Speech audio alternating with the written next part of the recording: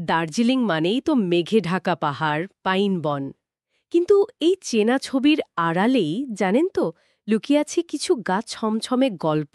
ঠিক, বিশেষ করে পুরনো জায়গাগুলোতে। একদম। আজ আমরা সেরকমই একটা ঘটনার গভীরে যাব। লেবং কার্ট রোডের কাছে একটা পুরনো কবরস্থানকে ঘিরে এই ঘটনা। আমাদের হাতে আছে Darjeeling cemetery horror, whispers beneath the clouds লেখাটা।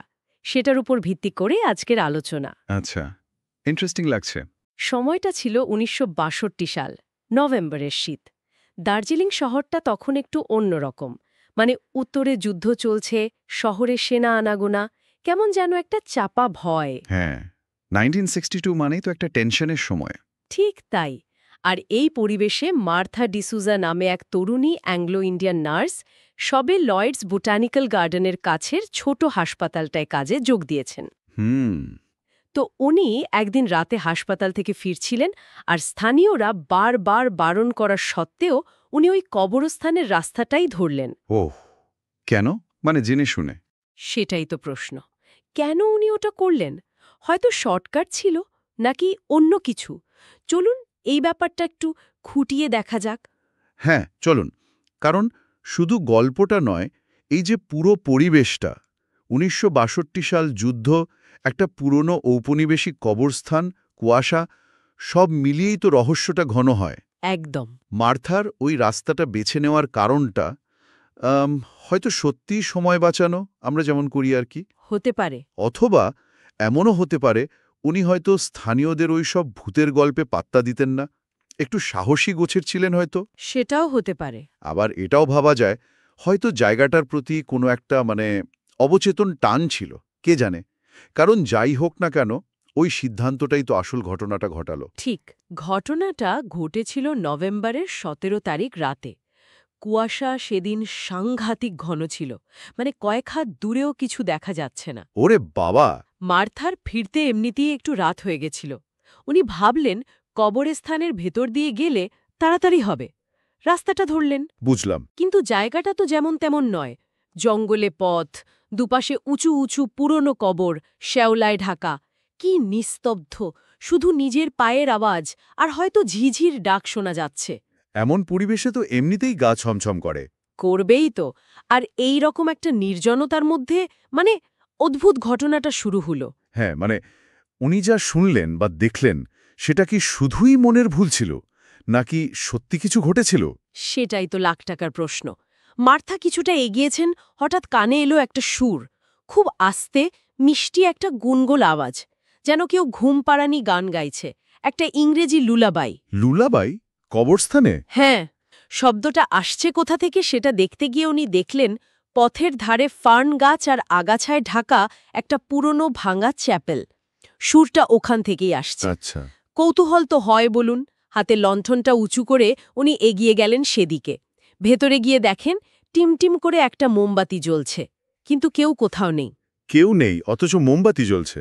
হ্যাঁ, আর তারপরেই দেখলেন সেই জিনিসটা বেদির ঠিক নিচে, মাটির মধ্যে অর্ধেক পোতা একটা ছোট্ট শিশুর কফিন। শিশুর কফিন? আর তার ওপর কিছু তাজা ফুল। ১ মিনিট, তাজা ফুল? একটা পুরনো ভাঙা চ্যাপেলের ভেতর, ১০০ বছরের পুরনো কবরের ওপর? হ্যাঁ, জায়গাটা দেখলেই বোঝা যায় কবরটা বহু পুরনো। না, এটা এটা তো স্বাভাবিক নয়। এখানেই তো গল্পটা অন্যদিকে মোড় নিচ্ছে, তাই না? দেখুন কন্ট্রাস্টটা দেখুন। লুলাবাই সারল্য, নিষ্পাপ একটা ব্যাপার, আর সেটা আসছে কবরস্থানের মতো একটা মৃত্যুর জায়গা থেকে। ঠিক। তার উপর ওই পুরনো কবরে তাজা ফুল। এটা কি কোনো ইশারা? কেউ বা কিছু কি মার্থাকে ওখানে ডেলিবারেটলি টানতে চাইছিল? ভাবনার বিষয়। নাকি অন্য কেউ এসেছিল এর মধ্যে? কিন্তু কেন আসবে? ওই ফুলগুলো যেন একটা টাটকা উপস্থিতির প্রমাণ দিচ্ছে, যা ওই পরিবেশের সাথে একদমই খাপ খায় না। মার্থা যখনই কফিনটা একটু ঝুঁকে দেখছিলেন, ঠিক তখনই গুনগুন সুরটা একদম থেমে গেল। ও! উনার শিরদাঁড়া দিয়ে যেন একটা ঠান্ডা স্রোত নেমে গেল। উনি ঘুরে দাঁড়াতেই দেখেন ঠিক পিছনে একটা ছোট্ট ছেলে দাঁড়িয়ে। ছেলে? কোত্থেকে এলো? সেটাই তো। ছেলেটার পরনে পুরনো দিনের ছেঁড়া ব্রিটিশ স্কুলের ইউনিফর্ম, পায়ে কিছু নেই, খালি পা, আর গায়ের রংটা একদম ফ্যাকাশে, কাগজের মতো। চোখ দুটো কেমন স্থির। ভয়ঙ্কর। ছেলেটা একদম ফিসফিস করে কিন্তু খুব স্পষ্ট ইংরেজিতে বলল, তোমার এখানে আসা উচিত হয়নি, ওরা অচেনা লোকদের পছন্দ করে না। ওরা? কারা ওরা? কে জানে, কথাটা শেষ হওয়ার সঙ্গে সঙ্গেই দপ করে মার্থার হাতে লণ্ঠনটা নিভে গেল, ঘুটঘুটে অন্ধকার চারিদিকে। সর্বনাশ! এই ছেলেটার অ্যাপিয়ারেন্স, মানে ওর আসা যাওয়া, ওর কথা, এগুলো কিন্তু খুব সিগনিফিক্যান্ট। ব্রিটিশ স্কুলের ইউনিফর্ম, এটা তো সরাসরি কলোনিয়াল যুগের ইঙ্গিত, তাই না? হ্যাঁ, মনে হচ্ছে। মানে কবরস্থানের ইতিহাসের সাথে লিঙ্ক করছে। হয়তো ছেলেটা ওই সময়ই মারা গিয়েছিল, আর ওর ওই ওয়ার্নিং, ওরা অচেনা লোকদের পছন্দ করে না। এই ওরা কারা?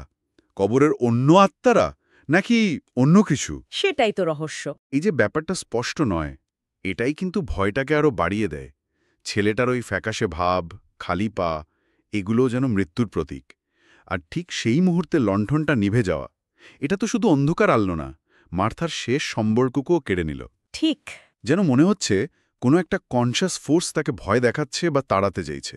যদি আমরা এটাকে আর একটু বড় করে দেখি, এইসব পুরনো কবরস্থানে তো কত অজানা ইতিহাস চাপা পড়ে থাকে, তাই না? এই ছেলেটা আর ওর বলা ওরা, এরা কি সেই ভুলে যাওয়া ইতিহাসেরই অংশ? কে জানে, এরপর যা ঘটেছিল সেটা আরও দুঃখজনক আর রহস্যময়। লণ্ঠন নেভার পর মার্থা আতঙ্কে চিৎকার করে জ্ঞান হারিয়ে ফেলেন। আচ্ছা। দুদিন পর কয়েকজন কাঠুরে ওকে ওই কবরস্থানের কাছেই খুঁজে পায়। বেঁচে ছিলেন, কিন্তু প্রায় সেন্সলেস অবস্থা। দুদিন ধরে ওখানেই ছিলেন? হ্যাঁ, যখন জ্ঞান ফেরে তখন উনি কেমন যেন বিড়বিড় করতে থাকেন। কখনো নেপালি বলছেন, কখনো হিন্দি, কখনো ইংরেজি। কোনো কথার মাথামুণ্ড নেই। ট্রমাটিক এক্সপিরিয়েন্সের ফল হতেই পারে। অবশ্যই, শারীরিক ধকল তো ছিলই, কিন্তু মানসিক আঘাতটা ছিল সাংঘাতিক।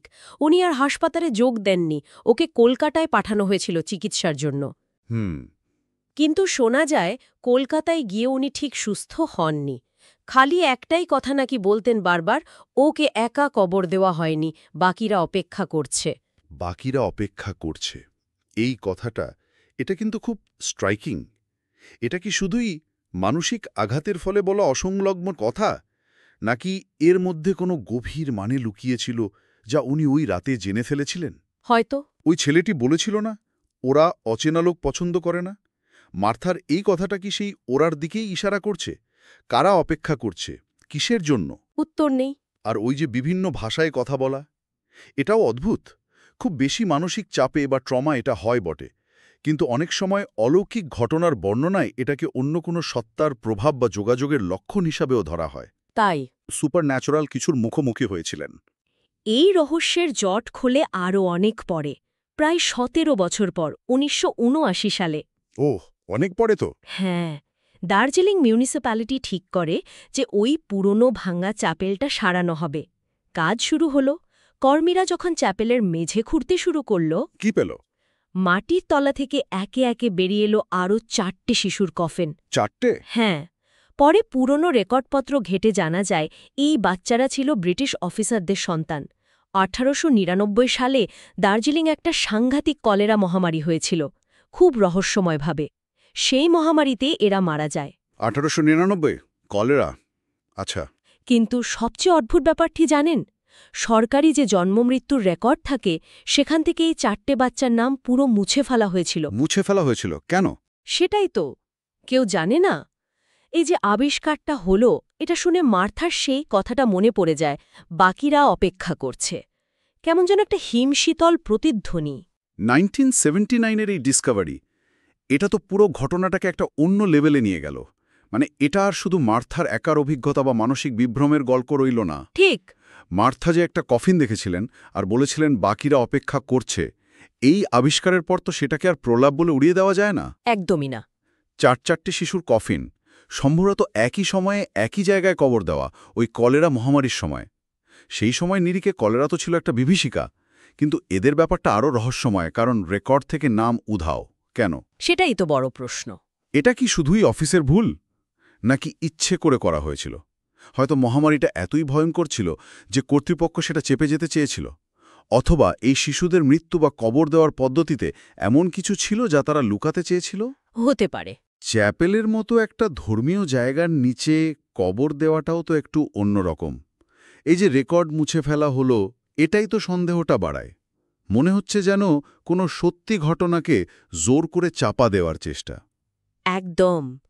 আর এই সব কিছু মিলিয়ে মানে মার্থার ওই রাতের অভিজ্ঞতা, ওই রহস্যময় ছেলেটা, ওর ওয়ার্নিং, মার্থার মানসিক অবস্থা, আর তার এত বছর পর 4টে লুকানো কফিনের খোঁজ আর গায়েব হয়ে যাওয়ার রেকর্ড, সব মিলিয়ে দার্জিলিংয়ের লোকজনের মুখে মুখে একটা কিংবদন্তি তৈরি হয়ে গেছে। আজও নাকি অনেকে বলেন পূর্ণিমার রাতে বা খুব ঘন কুয়াশা হলে ওই কবরস্থানের আশেপাশে হাওয়ায় একটা হালকা ইংরেজি লুলাবির সুর ভেসে আসে। সত্যি? হ্যাঁ, শোনা কথা। কেউ কেউ নাকি আবছা মতো কোনো বাচ্চাকে চ্যাপেলের আশেপাশে ঘুরতেও দেখেছে। তাহলে এইসব কিছুর মানে কি? এটা কি শুধু একটা ভূতের গল্প, নাকি এর শিকড় আরও গভীরে? যদি আমরা সবকটা সুতো এক জায়গায় আনি, মানে একজন নার্সের পার্সোনাল ট্রমা, একটা ভুতুরে বাচ্চার দেখা দেওয়ার তার ওয়ার্নিং, প্রায় 2 দশক পর সেই কথার প্রমাণ হিসাবে 4টে কফিন পাওয়া, ইচ্ছে করে মুছে ফেলার রেকর্ড, আর শেষে এই যে লোক কথাটা আজও বেঁচে আছে। হ্যাঁ, সব মিলিয়ে এটা কিন্তু সাধারণ ভূতের গল্প নয়, এটা ইতিহাস, ট্র্যাজেডি আর লোকবিশ্বাসের একটা মিশেল। 1899 সালের কলেরা মহামারীটা সত্যি, কলোনিয়াল প্রেক্ষাপটটাও সত্যি। এই বাস্তব ক্যানভাসেই যেন সুপারন্যাচুরাল ঘটনাগুলো রং দিয়েছে। বাহ, দারুণ বললেন। মার্তার অভিজ্ঞতাটা হয়তো ব্যক্তিগত ছিল, কিন্তু 1979 সালের আবিষ্কার প্রমাণ করে দিল যে সেটার একটা বাস্তব ভিত্তি ছিল, যা ওই কবরখানার মাটির নিচেই এতদিন চাপা ছিল। কিন্তু কিছু প্রশ্ন তো তাও রয়েই গেল, তাই না? মানে ওই লেখাটা থেকেও পুরোপুরি উত্তর মেলে না। যেমন ছেলেটা যে বলল ওরা, এই ওরা কারা ছিল? সত্যিই কি অন্য আত্মারা, নাকি অন্য কোনো ব্যাখ্যা? ঠিক। আর সবচেয়ে বড় প্রশ্ন, কেন ওই বাচ্চাদের নাম রেকর্ড থেকে মুছে ফেলা হলো? কি এমন ঘটেছিল যা লুকানোর দরকার পড়ল? কোনো ষড়যন্ত্র, সামাজিক কারণ? এগুলোই তো রহস্যটাকে জিয়ে রাখে। আর ওই লুলাবির সুর, সেটা কি সত্যি শোনা যায়, নাকি কুয়াশা আর রাতের নির্জনতায় মানুষের মনের ভুল? এই প্রশ্নগুলোর হয়তো কোনো পাকাপাকি উত্তর নেই, আর সেটাই হয়তো এই গল্পটাকে এত বছর ধরে বাঁচিয়ে রেখেছে। উত্তর না থাকাটাই তো রহস্যের প্রাণ। ঠিক। তবে এই ঘটনাটা কিন্তু আমাদের অন্য একটা দিকেও সোচতে বাধ্য করে। ধরুন, ওই যে বলা হলো 1899 সালের কলেরার পর বাচ্চাদের নাম রেকর্ড থেকে মুছে ফেলা হয়েছিল। হ্যাঁ। ঔপনিবেশিক শাসন, অজানা মহামারী, তার সাথে জড়িয়ে থাকা ভয়, আতঙ্ক, লুকোছাপা, এই সব যদি আমরা ভাবি, তাহলে মনে হয় দার্জিলিংয়ের মতো কত পুরনো কবরস্থানে, কত স্মৃতিস্তম্ভের তলায় এরকম কত ইতিহাস চাপা পড়ে আছে কে জানে। হয়তো অনেক। কত গল্প হলটো সোহয়ের সঙ্গে হারিয়ে গেছে বা ইচ্ছে করেই মুছে দেওয়া হয়েছে কোনো প্রশাসনিক বা সামাজিক চাপে। ইতিহাসের পাতা থেকে এইভাবে কিছু নাম, কিছু ঘটনা মুছে ফেলা, এটা আসলে আমাদের কালেকটিভ মেমরি, মানে সমষ্টিগত স্মৃতি আর বিস্মৃতি নিয়ে কি বলে। আমরা কিভাবে ট্র্যাজেডিকে মনে রাখি বা ভুলে যাই? গভীর প্রশ্ন। হয়তো ওই কবরস্থানের নীরবতা শুধু মৃত্যুর নীরবতা নয়, এটা ইচ্ছে করে চুপ করিয়ে দেওয়া ইতিহাসেরও নীরবতা। এটা নিয়ে ভাবার অনেক কিছু আছে।